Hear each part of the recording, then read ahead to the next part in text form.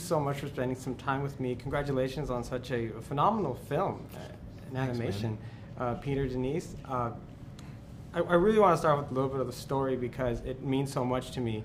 My father immigrating here from Mexico, their family, just actually across from here in Alameda set up a restaurant. Wow. And that's how my family, they came, they got a little bit bigger. That's amazing. And to this day, my dad still has a restaurant. It's in the Central Valley now. Wow. But I became originally a chef because of that. I have a culinary degree. Oh my God, you were going to take over. I was going to take over. Holy cow. Just like Ember. And then I found my calling here in journalism. Yeah, right So it's a very, very personal story for me, and I know it is for you as well. Can you share a little bit about that? Yeah, very similarly to you. Like, my parents immigrated from Korea in the late 60s, early 70s into New York, and separately, but they found each other there.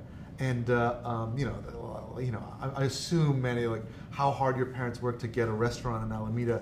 That's all I remember is growing up in that shop, their little grocery store they had in the Bronx. It was our home. That they did all this stuff that I took for granted, and then only I didn't have empathy for their experience when I was trying to go for the arts.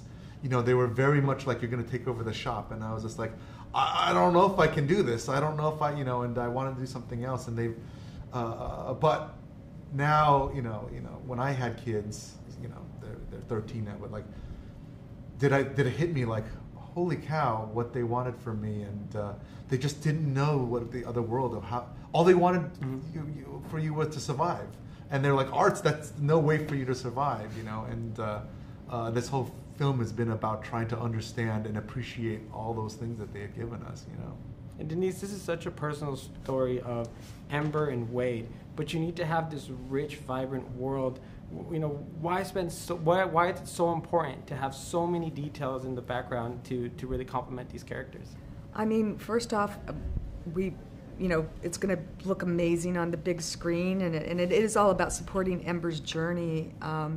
That's how the world was developed, and it was a dream come true actually working on something like this. From the moment Pete pitched the idea, it just had sort of limitless possibilities, and we took a lot of time and care to design the world, but then the actual execution of it was like mind-boggling. It's very, very difficult. So it was a real, like, we feel so lucky that we got to do it, but it turned out to be way more difficult than we ever suspected it was going to be. But it seems that's the case with Pixar in every film. Yeah. Every film, you guys are pushing the envelope. Yeah. And just in the design of both of these characters, it was an incredible amount of work and incredible amount of computer power that you had said before. Why are you guys always striving for making sure you can create the next impossible? I think, obviously we all love a challenge, but it's also just the fun idea of trying to see something new, something that you hadn't seen before. And not only just something that you hadn't seen before, something you haven't seen before, but that also can connect on an emotional level,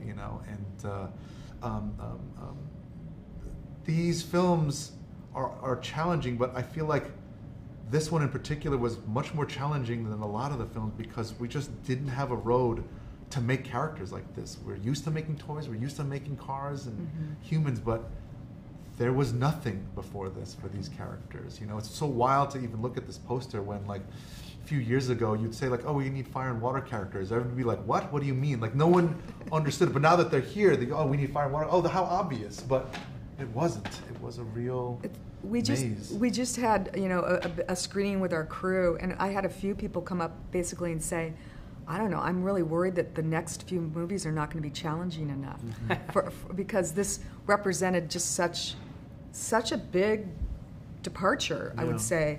And, every shot's an effect shot, and like Peter was saying, we had to create a department, and it was kind of mind-boggling. I still look at it and I'm like, I can't believe we got it finished.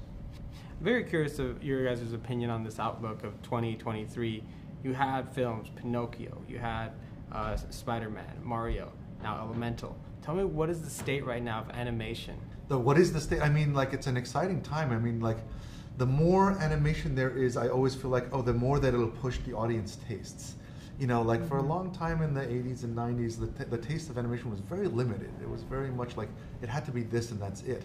But now I feel like, you know, the audience is so much more used to, oh, that we could have adult themes here. We can have, you know, Pinocchio talking about war and that type of thing. And here we're talking about families and immigration. And like there's so many different perspectives that I feel like just enrich the world of cinema, and so I just feel like it's an exciting time for sure. And, yeah, and it's encouraging to see people going back to the theaters to watch animated films. Yeah. You know, so after COVID and everything. Yeah, I mean, I'm really excited about that because we didn't know, you know, if that was going to happen. Peter and Denise, thank you so much for your time today. It's been such a pleasure. Thank you. And congratulations again on just another fabulous Pixar film that we can add to our collection. Thank you. Thanks, Manny. Thank you very much. Yeah.